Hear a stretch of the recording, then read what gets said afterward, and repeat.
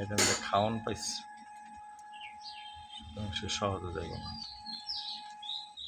কিন্তু লোকেশনটা একবারে নেরো, এখান থেকে তোলা মুশকিল। যিনি বাঁচানোর উনি আমাকে বারবারই বাঁচাই, একবার কেন। আল্লাহর দয়া থাকলে যতবার খুশি ততবার বাঁচাই। এই যে ভিতরে একটা সম্ভবত কাঠঠুকরা, সে এত দিনের ঝোলানো কলার মোচাটা ভিতরে ঠুকরিয়ে খাবার খুঁজছে, তাদের খাবার সংকট।